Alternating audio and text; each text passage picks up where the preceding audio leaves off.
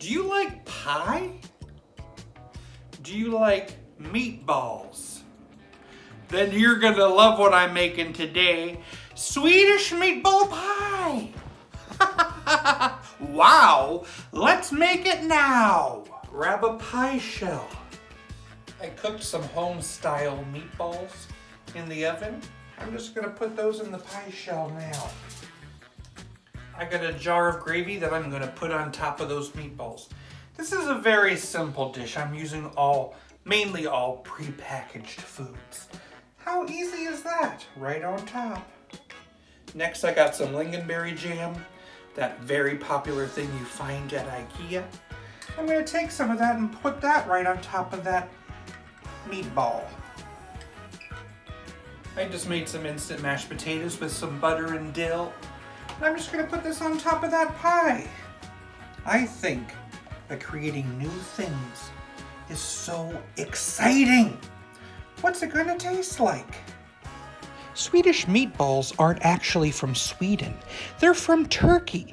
The king of Sweden was visiting Turkey, saw their meatballs, loved them, and brought them home. I checked the refrigerator and saw we were all out of shredded cheese.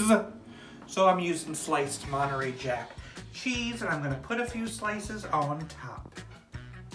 I'm gonna put this in a 400-degree oven for about 20 to 25 minutes. I just love pie. 3.14159. Fresh out of the oven, Swedish meatball pie. Well, look at that. It actually looks really good. Nice thick meatballs, and I see everything in there. Now I just have to taste it. Let's see.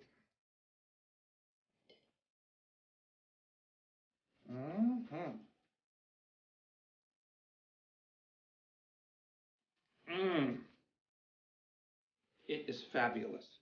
I love the meat, but what really makes this special is that Lingonberry Jam. It is so wonderful with the meatballs. This is a terrific pie.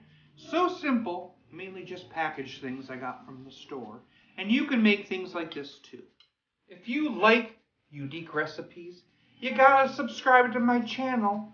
And if you want notified when my videos come out, click that notification bell. Thank you so much for watching Jim's Kitsch Kitchen. It is awesome having you in my life. I tried putting maple syrup on my meatballs. I thought they would be Swedish meatballs.